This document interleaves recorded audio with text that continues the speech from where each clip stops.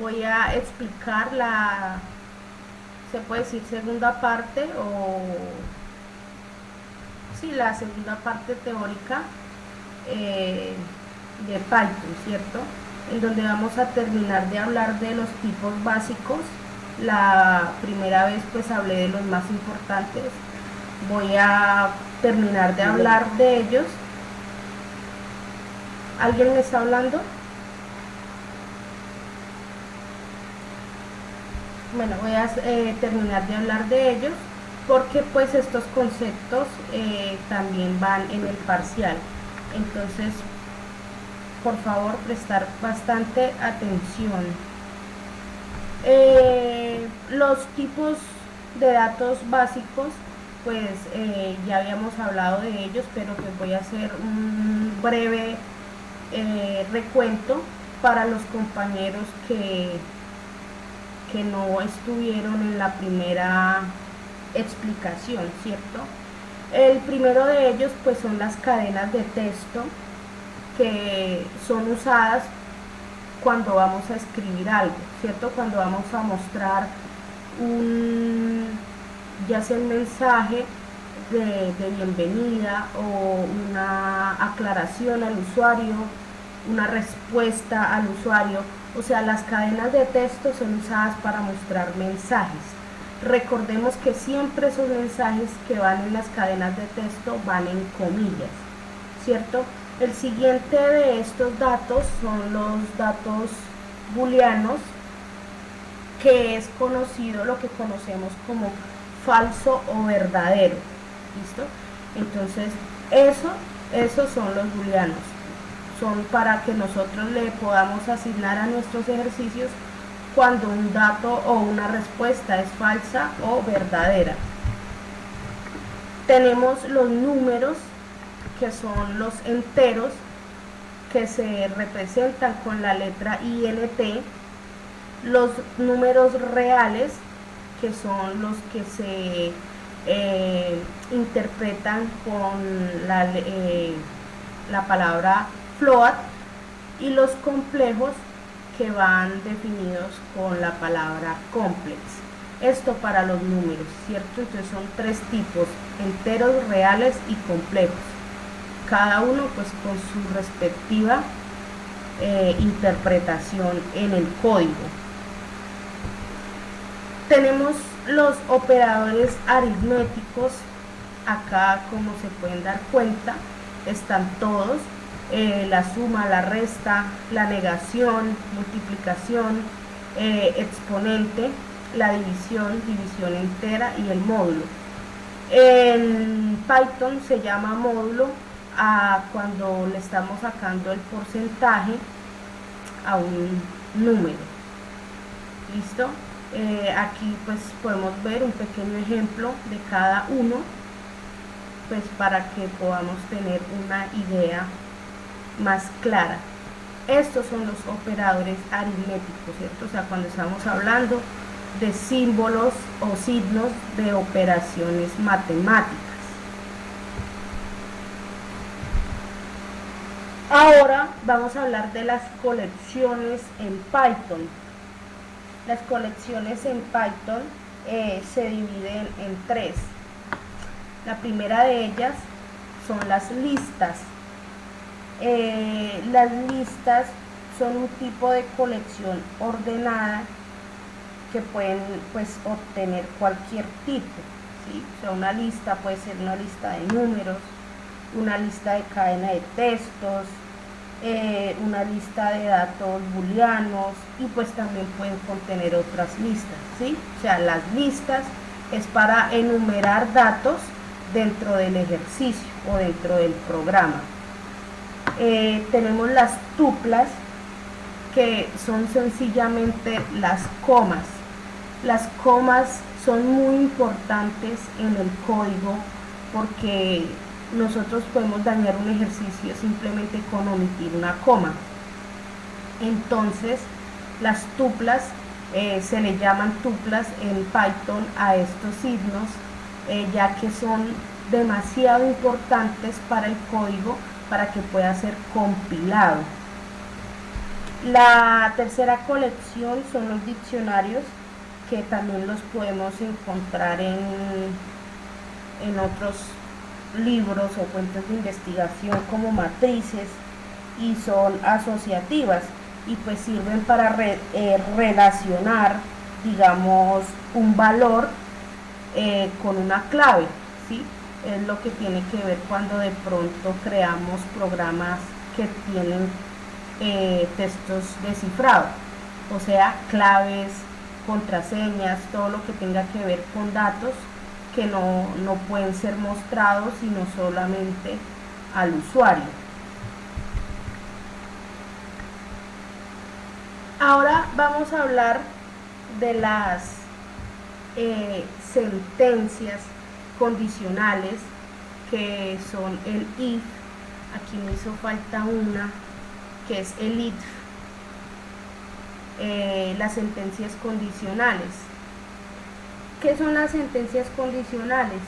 Pues son las que nos permiten comprobar condiciones y hacer que nuestro programa se comporte de una forma u otra.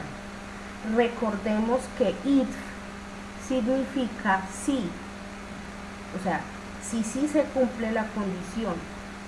El if sirve para hacer, si no es este, entonces tiene que ser otro, ¿sí? O sea, para decir, digamos, if si es este dato y si no, entonces es este otro. Y el else significa si no, o sea, si no se cumple la condición.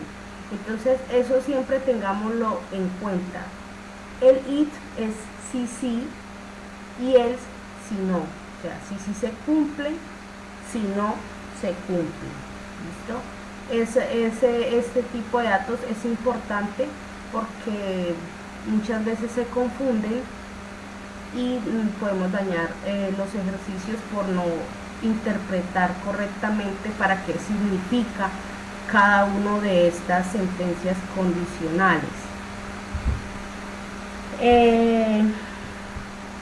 Ahora tenemos los bucles, que son los que nos permiten digamos, ejecutar un mismo fragmento de código mientras se cumple una condición, ¿sí?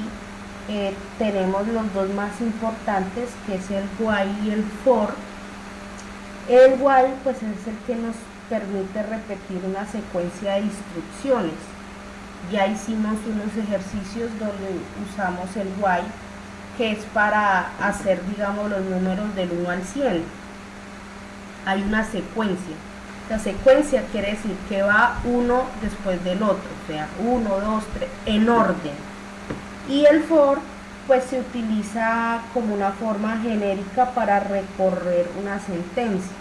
Ya puede ser en manera secuencial organizada o de forma desorganizada. Pero entonces, el fin de estos bucles son llevar una secuencia. ¿Listo?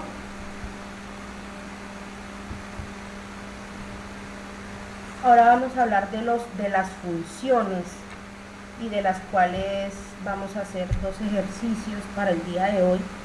Las funciones es un fragmento de código que realiza varias tareas y devuelve un valor, sencillamente.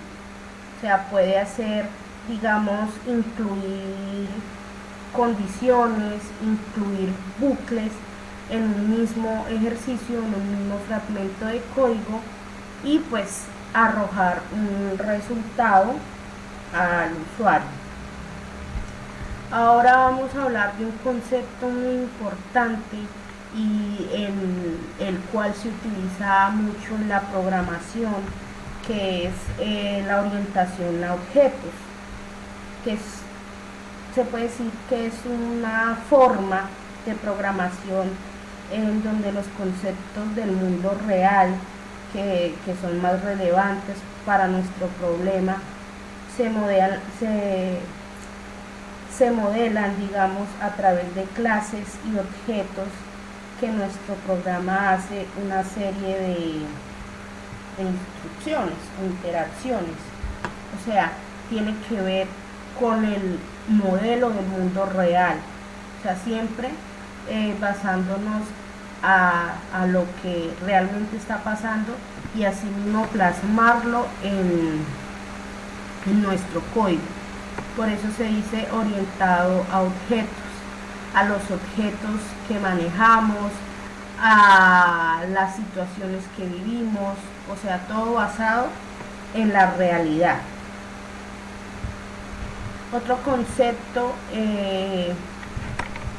que usa el código de programación Python son las clases. Las clases es sencillamente una planilla genérica a partir de la cual instanciar los objetos, ¿sí? Voy a hacer un ejemplo, digamos, un objeto en un programa podría ser sencillamente un computador, ¿listo? Basándonos nosotros en el área de sistemas. Una clase, entonces, en la cual moldeamos un objeto, se puede decir que vamos a usar de ejemplo un computador, ¿cierto? Ahora, los objetos es la parte del programa donde se dan las partes de un objeto o los atributos. ¿Qué son los atributos? Los atributos son sencillamente los componentes de ese programa o de ese objeto. Entonces, si para las clases tenemos como ejemplo un computador, entonces en la parte de objetos vamos a sacar todos los atributos que tiene ese computador. Entonces, tales como su nombre, digamos, pues su nombre es computador u ordenador, digamos su serial, todos los equipos traen una referencia, un serial que es como la identificación de ese equipo, sus características tales como sistema operativo Windows o Linux, sistema operativo a 64 o a 32 bits, memoria RAM de tantas gigas, procesador Intel Core i3, Core i5, bueno, en fin, todas esas son las características. O sea, los objetos hacen referencia a los atributos que son las partes o los componentes de ese objeto. ¿Listo? Ahora vamos a hablar de las herencias. Nosotros podemos hacer clases, entonces de esa clase puede haber una superclase o una subclase. Entonces vuelvo al ejemplo del computador. Si digamos que el computador tiene una superclase, entonces son esos componentes que son, digamos, superiores a él. ¿Cuáles podrían ser esos componentes? Entonces decir que nuestro equipo no funciona pues si no hay internet, ¿cierto? Y si hay internet pues tiene que haber una red de informática compuesta en la cual pues vamos a obtener un módem, un router, un switch, dispositivos o conectores inalámbricos, ya sean inalámbricos o alámbricos, para que ese computador funcione. Y si tenemos una subclase, hablaríamos entonces de los dispositivos internos que tiene el computador, como podrían ser la memoria RAM, el procesador, el disipador de calor, la fuente de poder, bueno, todos esos componentes internos que tiene ese equipo, y así con cualquier otro objeto.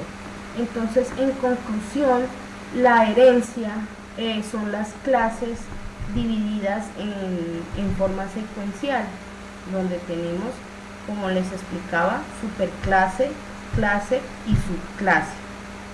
¿Listo? Otro concepto son los polimorfismos, que es la habilidad de los objetos de distintas clases para responder a un mismo mensaje. O sea, decir, por ejemplo, que tenemos dos ejercicios diferentes en el cual manejamos los mismos objetos y vamos a producir el mismo mensaje o el mismo resultado al usuario. Eso es lo que se conoce en Python como polimorfismos o polimorfismo.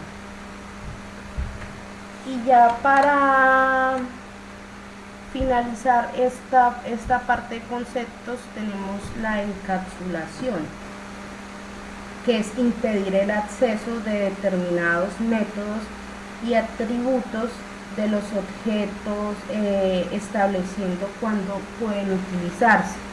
Entonces decir que determinada parte del código se va a usar en un momento específico, ¿sí?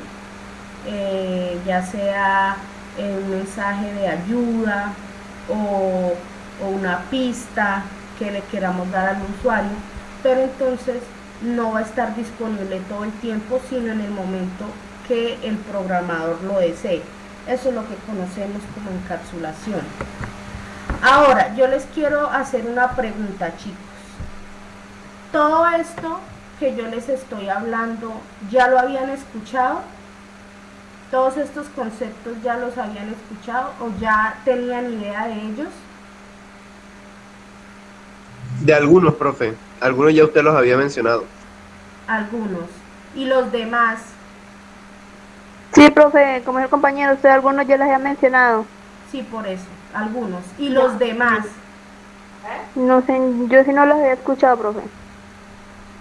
Eso significa que ustedes no leyeron el libro que yo les envié al WhatsApp. ¿Se acuerdan? Lo estoy leyendo así por parte del libro. Ajá. En ese libro está básicamente, absolutamente todo lo que se ha hablado desde que empezó el inicio de Python. Entonces, eso me da a entender que mis técnicos no habían leído, ni siquiera se habían tomado la molestia de leer el libro.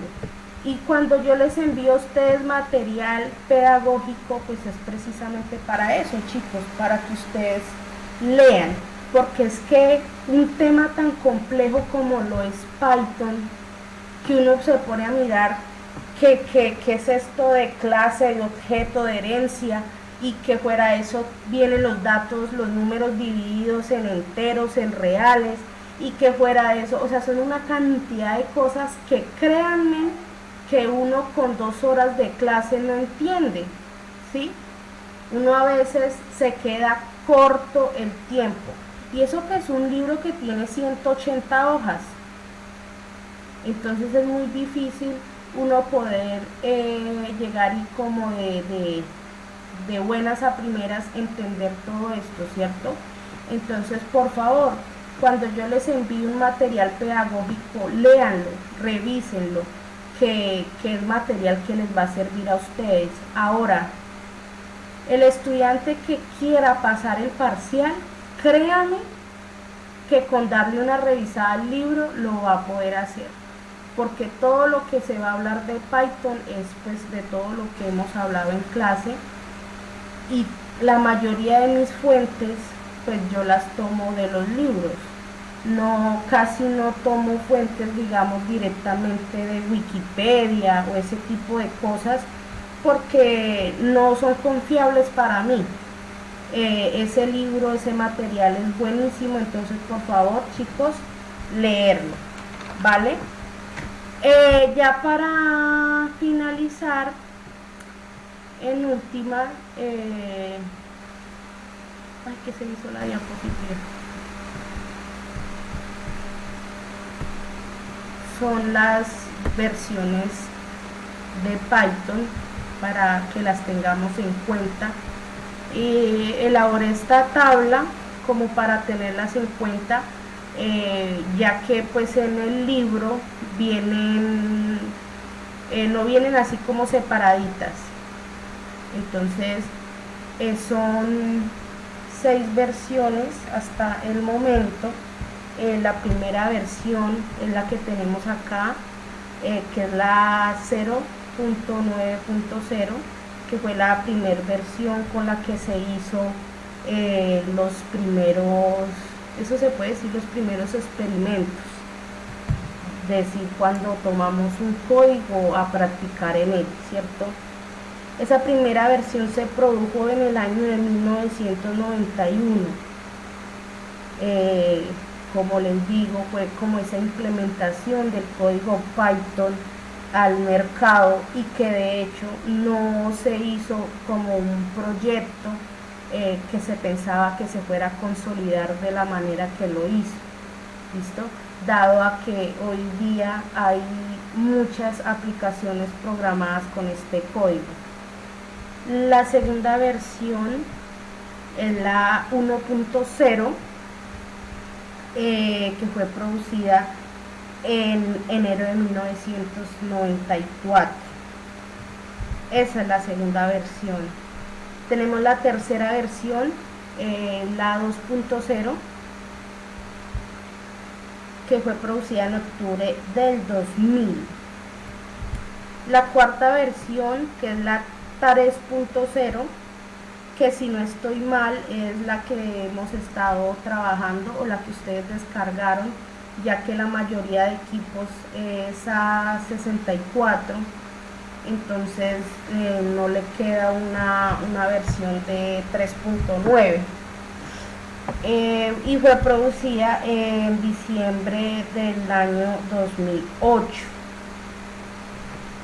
La quinta versión, que es la más actualizada, que es la que prácticamente la que está rigiendo en todas las plataformas en la actualidad, es la 3.9, y tuvo lanzamiento el año pasado, en octubre, en el año 2020. Y la nueva versión, que es la 3.10, que cuenta como se puede decir, porque ni siquiera ha sido producida al mercado todavía, pero ya se ha creado y va a ser puesta en octubre del 2021. O sea, ahorita muy pronto vamos a poder estar disfrutando de las nuevas implementaciones de Python.